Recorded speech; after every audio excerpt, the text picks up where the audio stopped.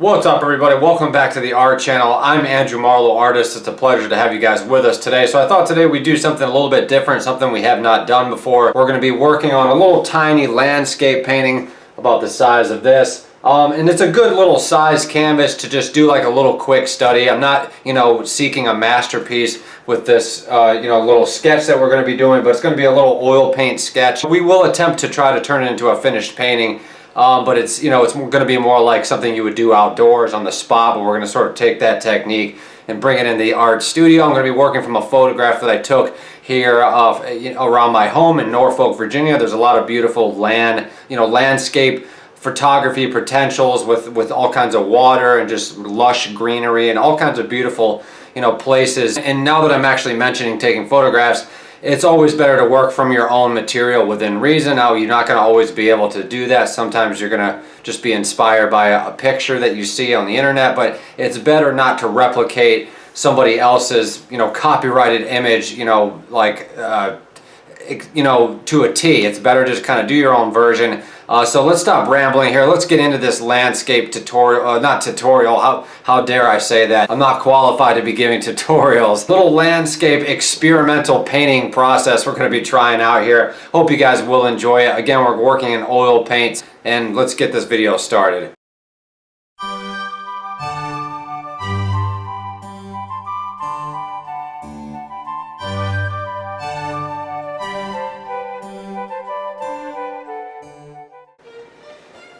So we're just going to be starting this little oil paint sketch with a great color that I love called Raw Umber. Let's see if I can get into the shot here. So yes, this is Raw Umber, the Winsor & Newton brand. You can use any Raw Umber. But I just want to kind of get this started. We're just using a nice little, decent sized brush. It's not super small, but it's not super large. Again, guys, it's been a long day for me. I just got back from college. Well, I just got back from class, I should say, so I might be a little bit burnt out, but it's time to record an art video, so let's get straight to it. So I'm just going to sort of contemplate in my mind. I've got the reference photo over here. I'm not going to show it in the video. Maybe I actually will, if you guys would like that. But I'm just going to kind of take, it's almost exactly the same size as my painting. So I'm just going to sort of divide the placement of the landscape here. So we've got, now, obviously this is just one color, it's just a little rough sketch. We'll get into the blues and the greens here in a minute. But I just kind of want to get something on here. Make sure it's recording. Okay, it is recording, cool. And I think I figured out a pretty good studio setup where there's not too much glare on the painting here, so that's really good. I might actually see if I can move that up just a wee bit. I don't know if that's going to stay. That should be good. So you diluting the paint with a little bit of odorless mineral spirits. So you guys have probably done that before. I'll try to kind of keep this kind of ASMR-ish. I'm already talking too loud for that though. There's a little jumble of trees over here, so I'm just going to kind of loosely sketch that in just like that. There's a little jumble of trees just like this, and it's very, very subtle. You don't have to get too crazy with it. Now this little section here is going to be water, but there's a little jumble of greenery right here. Now you have to work quickly when you're doing a study. I mean, you don't have to work quickly, but I think for studies it's good to kind of stay spontaneous. Now there is a little jumble of trees coming into the foreground here. This is actually not going to work, so I'm going to have to put that right back there. It's not actually cutting off too much, which is good. Just a little jumble of vegetation into the foreground here.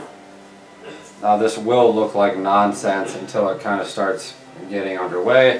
And then lastly but not leastly, this is the foreground of the entire painting. Is it getting cut off on the bottom there? I think it's alright. Maybe I'll just raise this a tad bit.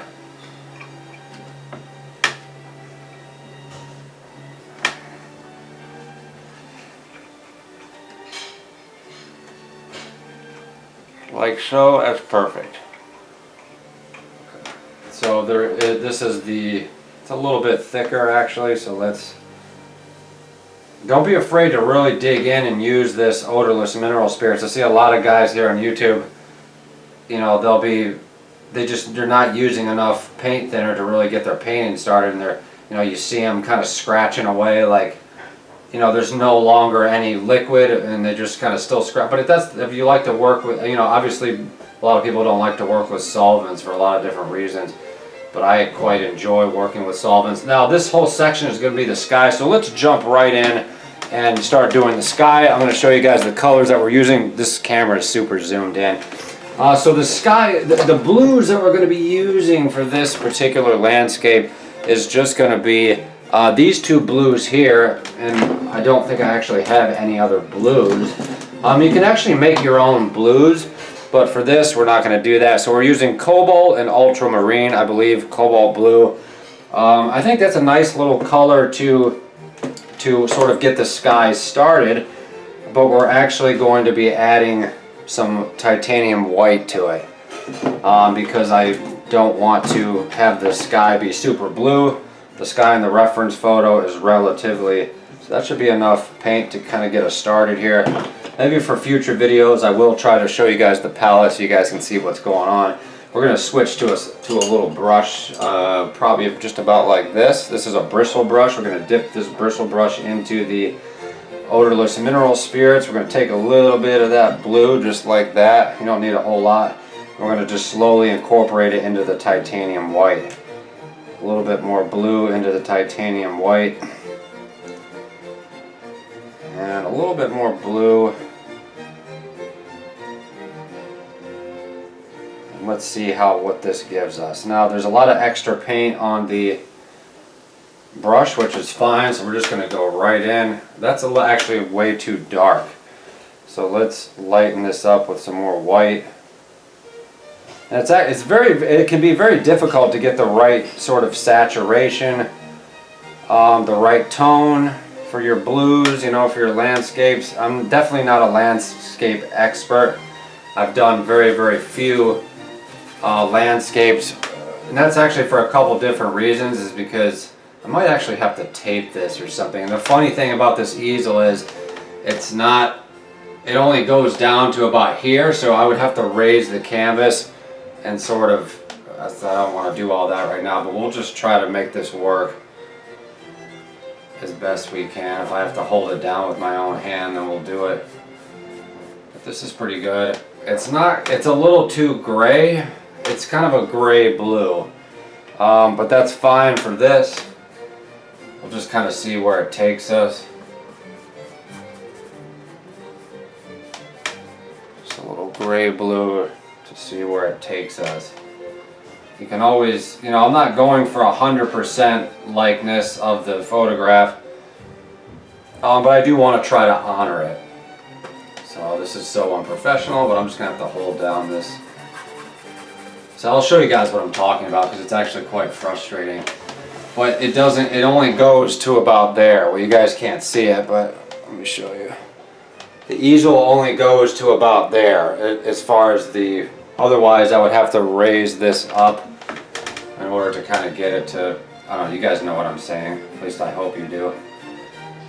So we'll just kind of hold that down like so. Make sure it doesn't run away from us.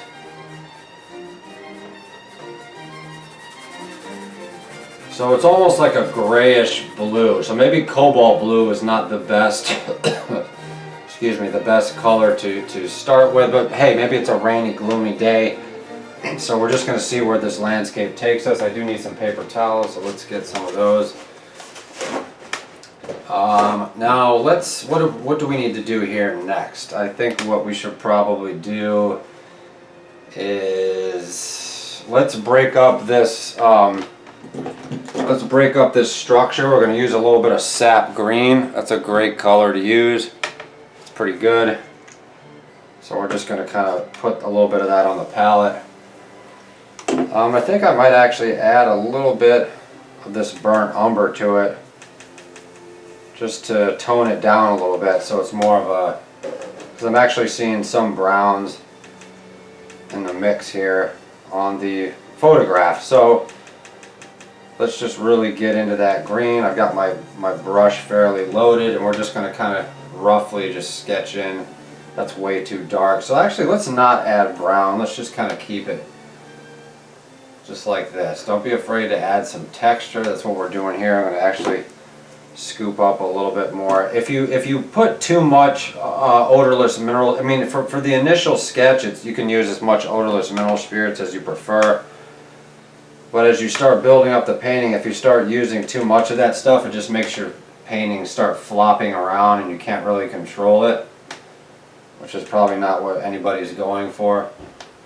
So I'm not really thinking about detail here, guys and gals. I'm just kind of structuring those trees in the distance there. We're going to structure some more trees in the distance down here. And there's different brush strokes you can use to sort of achieve that,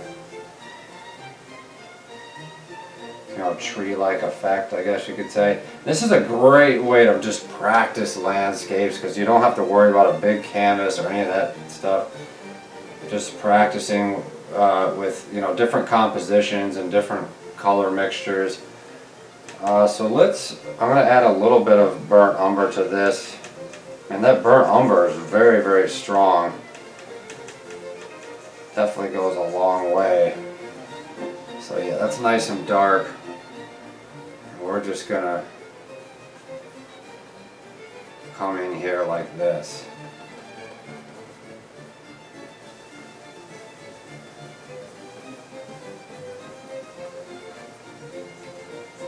Just kind of looks like a little jumbled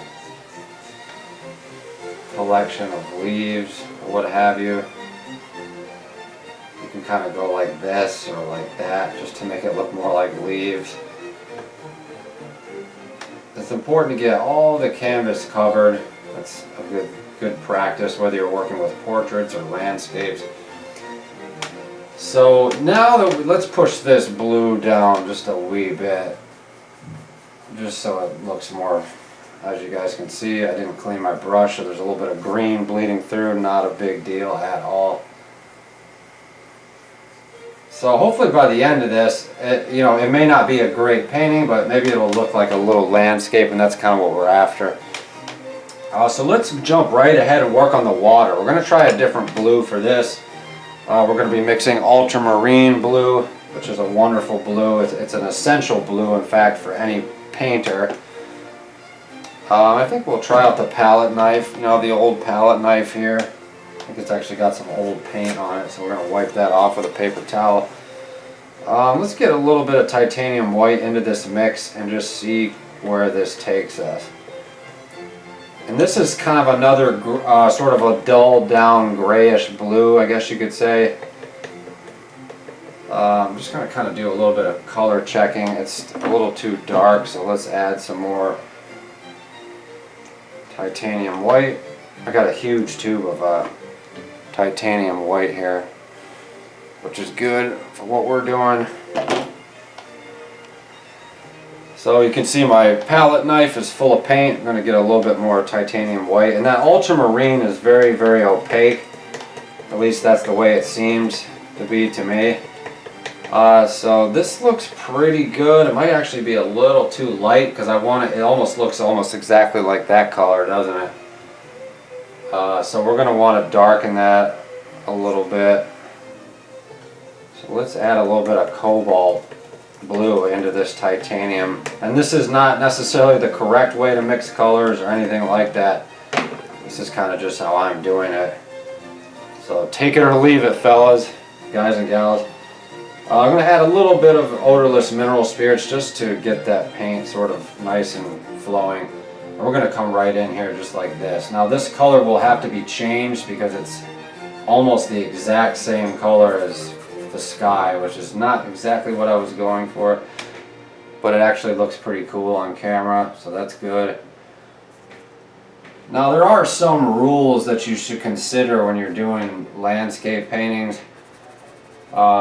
Just perspective, and this is, I guess there's some kind of perspective starting to unfold here. But don't let it stress you out. That's the main thing, is really just don't let this stuff stress you out. I mean, I'm saying that, I tend to eat my own words all the time, but it's landscapes especially, you have to just kind of go, and just relax, you know, because that's really what it's all about. And if you can actually get outside and paint, that's really the best thing to do, which I've done on occasion. But I have like an anxiety about going outside to paint, but I really need to get back out there and do it. But I think before you paint plein air, like out and about, you should practice in the studio with landscapes a little bit, just to kind of, so you can kind of understand what you're going to be working with. Now we're just going to get some of that sap green, and we're just going to jump right in here like so. Look at that, that's pretty cool. Take this brush and just kind of go like this. It's a little bit watery, but that's okay, no big deal. And then actually we're going to lay down a base coat of sap green mixed with burnt umber right here, because I want to get a nice little dark tone to the landscape here. So let's sort of get this thing started. Sap green mixed with burnt umber. We're just going to come right in here and just put that down. It looks very dark on camera, but it, you know, it is relatively dark because it's juxtaposing next, you know, right on top of the white canvas, so it's going to look super dark until the whole thing kind of comes together. Well, we're going to light it. We're going to light it up a little bit here. No big deal. Let's just kind of, you know, the great thing about working with a little tiny canvas like this is it's just really stress-free. You don't have to worry about sitting here trying to cover all kinds of ground and this, that, and the third. Just you know, getting this right in here. And there's some brown there still, so let's go in here and cover up that brown. Let's squeeze up a little bit more sap green. I actually have another green called Hooker's Green. I always laugh when I say that because it's kind of a funny name. Hooker's Green looks like this. I'm not joking. It's actually called Hooker's Green. I don't know who Hooker is, but we're going to squeeze a little bit of this Hooker's Green out onto the palette here. And I wish you guys could see how beautiful it is on the palette. Maybe we'll try to film that for next video. But I think I'm actually going to come in here with a little bit of Hooker's Green right on here, actually. So we're going to get a little bit of the Hooker's Green. I'm not going to mix it with too much paint thinner, maybe just a wee bit. And I'm just going to kind of go like this to indicate some leaves. Oh, that's beautiful how that goes right over that. It's fantastic. So let's just kind of see where that takes us. And that's really nice. I didn't really do a whole lot to it, but it kind of already looks like a tree. You know, I'm not positive exactly what kind of tree this is, but it's kind of starting to look like a Douglas fir or something like that, like a Christmas tree, which they don't actually have a lot of Christmas trees in Norfolk, but who knows, maybe they're there. Get a little bit more paper towels. Let's see what else we can do here with what we've got going so far. I want to get back into the sap green and the burnt umber mix. Just take that up here, fill in the gaps. It's all about filling in the gaps here. Let's just fill in this gap here, fill in this, fill in this, fill in this. So let's go back in here with this and just kind of, that's super moist the way I put way too much paint thinner in there, but it's okay, not a big deal. Let's get a little bit more Hooker's Green here. Let's add a little bit of titanium white just to see what it does. That's pretty cool. So let's just go up here like this. And, you know, you start to sort of indicate a little cluster of trees in the distance, which is, you know, sort of what we're going for, I guess. Just kind of, you know, you don't have to worry about completely annihilating that, you know, sort of underpainting the sketch or whatever, but it's good to kind of get it out of there. Now the sky looks way too grim, but actually it doesn't look too grim, but it looks a little grim. So let's see if we can lighten up that sky just a wee bit here. I think the key might actually be a little bit of Naples yellow. It's a great color if it's used properly. So let's see what we can do with this sort of grim sky color. See if we can't just maybe lighten this a little bit. I'm not sure exactly what the Naples yellow might not be the best choice. because it might actually make it kind of impure. So let's maybe try to start, let's see here, let's start with, let's go back to the ultramarine here. The ultramarine blue. I'm going to wipe off my palette knife. And let's try to go, let's see what we can do with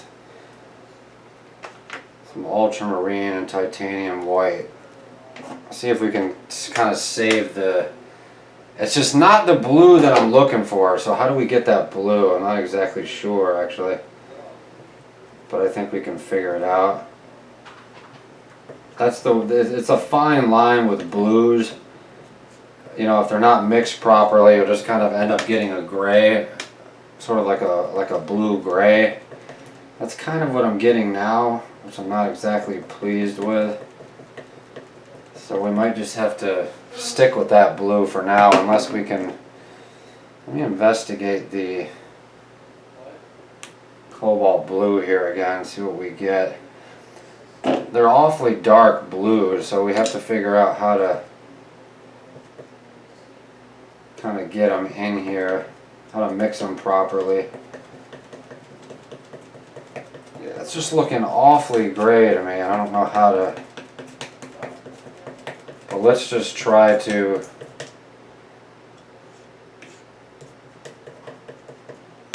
let's take our brush and kind of, we're gonna jump to the water here and see if we can kind of bring this up. Camera died there, so we're gonna lighten up. Let me get some more white actually, because we're gonna need it. A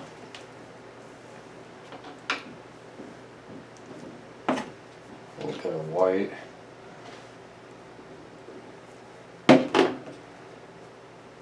Not too much white, but a little bit, just to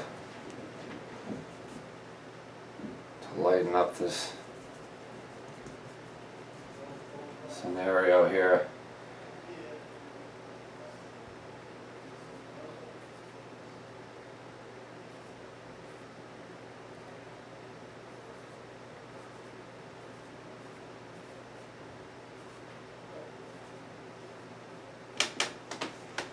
See how that looks? It looks kind of interesting, doesn't it?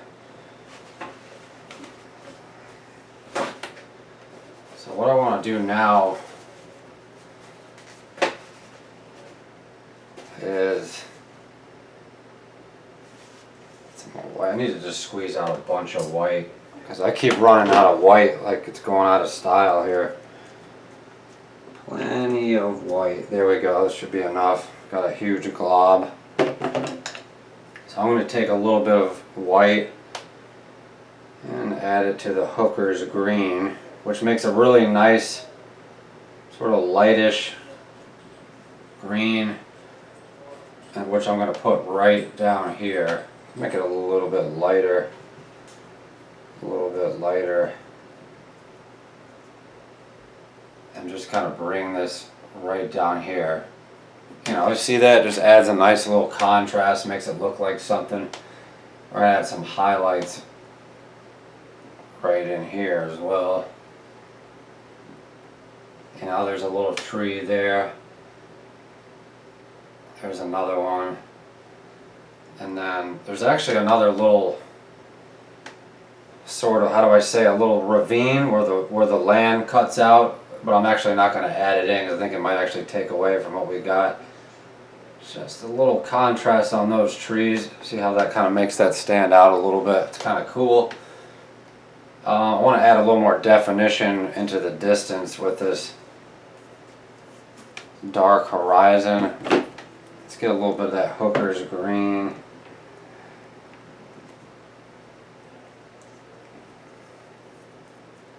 Let's see what we can do with this here.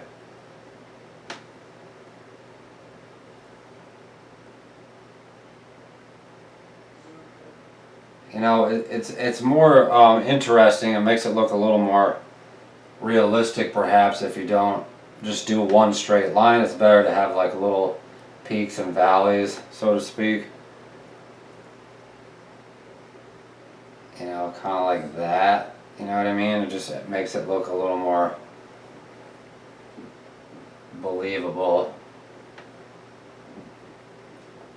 I'll take this down to here, cover up that a little bit. Let's actually extend this a little wee bit, just to kind of break that up a little bit. See that? That's kind of cool. Now, here's sort of the fun, interesting part. Let's add some titanium white to the Hooker's green.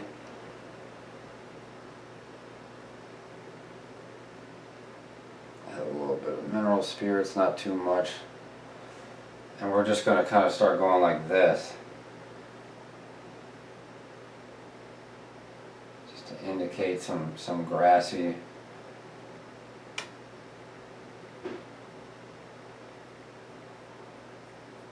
Sort of thick, grassy-esque type stuff. Let's see where that takes us here. Now, it might be a little too thick or whatever, but you can always either go back and fix it or just sort of roll with it and see where it takes you. I kind of like the way that's going. Add a little bit more white. You know, have some grass coming from different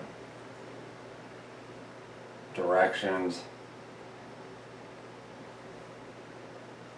You know, a little bit of white, a greenish, a green and white, man, that's a great combination, because look how much contrast you can get within that. Green and white. It's almost like a yellowish kind of white or something, isn't it?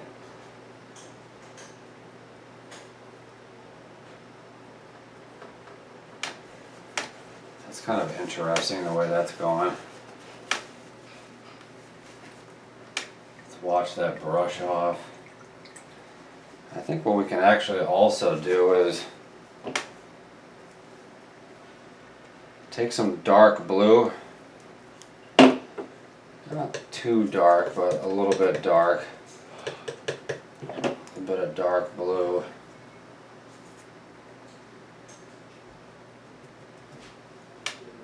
Kind of set it right in here, right over here. Put a little bit, make it look a little bit like ripples or something, you know. It's kind of cool.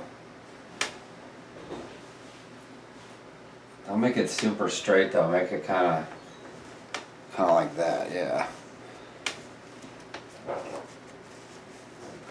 So we got the sky, the distance, the water, and the foreground. So what else can we actually do with that?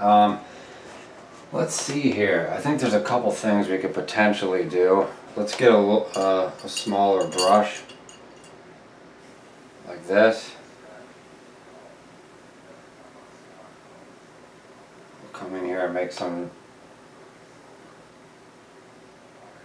tiny strokes. And it's a little challenging in that aspect because it's a tiny canvas, so it's hard to, you know, you can only do so much with it because it's a tiny canvas. But what else? Also, something else we can do is right here. I'm actually going to tone this. I'm going to tone the white down just a wee bit with some raw umber.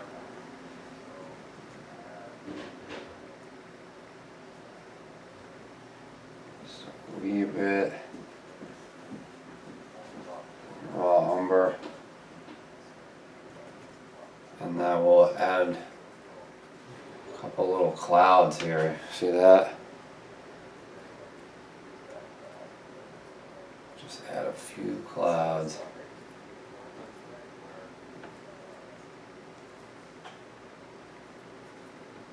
Clouds are a little tricky because you want them to look kind of fluffy and happy, sort of.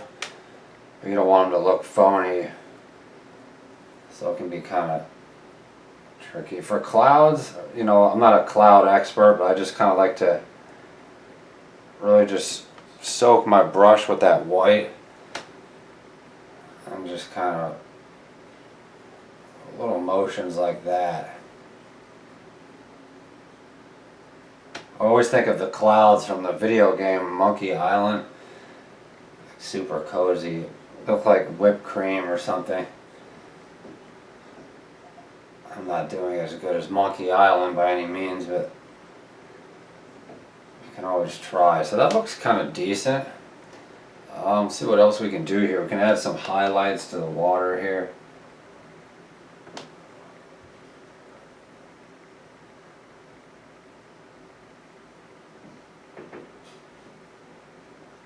Just a wee bit of some highlights.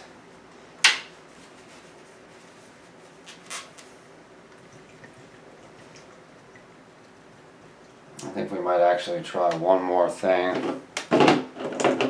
Let's get some Naples yellow. I don't think I've actually used this.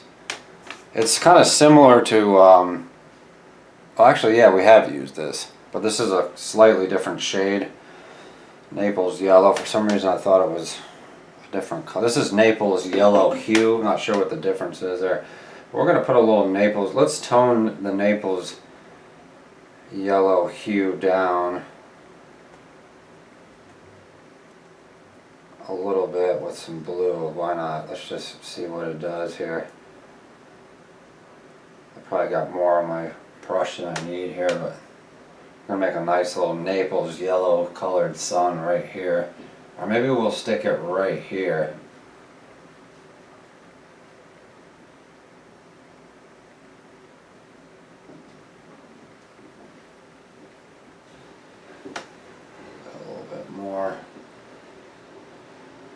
Not exactly a perfect circle, that's for sure, but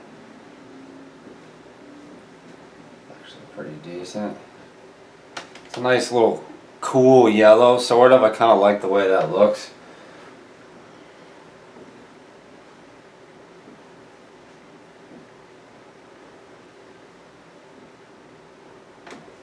And then we can also do this.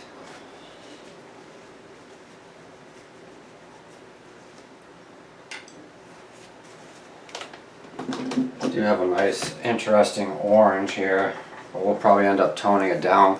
That's a super bright orange. I don't want to abuse it. Just want to use a little bit.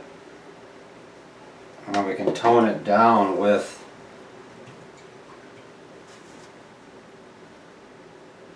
the Naples yellow. That looks pretty nice. I like that.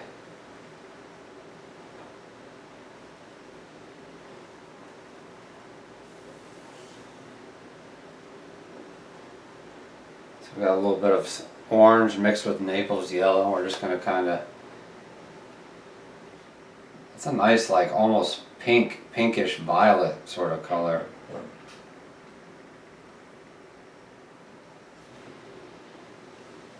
Make some little sun rays here. That looks pretty cool. What do you guys think?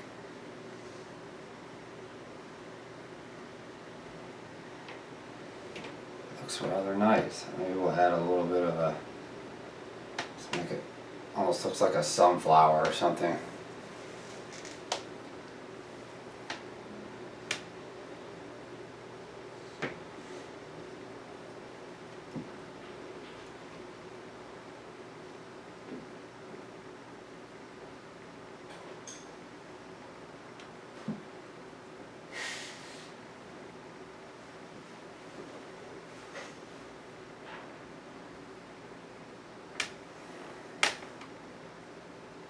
Not a perfect sun, but it looks pretty good from a distance. And yeah, I think that concludes the little landscape study. Let's kind of zoom in on it here to see how it looks. Was it a success or a failure? I would say it was success. It was a success because it's got some nice colors. It's got some interesting perspective. The saturation's a little bit off. Some of the colors don't quite juxtapose perfectly with each other. But it's a nice little happy landscape study. Let's zoom out here so you guys don't have to look at my face in 1080 zoomed in nonsense. So, but also first and foremost, or most importantly, the painting was a success because I enjoyed painting it. That's what you guys should try to remember. Don't set out to do a great masterpiece. Just learn to work with the paint, learn to enjoy it. Make sure you guys study. Read about oil painting, read about drawing. Practice drawing different things. But yeah, that took less than a half an hour, and I came up with a nice little landscape painting. So we'll have to, sort of analyze it over the next couple of days. Maybe when it dries, we can add some more stuff to it. But the paint is pretty wet. But it looks nice. It looks like something. So thank you so much for watching this video, guys. If you guys want to see more on the spot painting videos, just let me know in the comment section. Make sure you guys head over to the Instagram at Andrew Marlowe Artist, and we'll see you guys next time.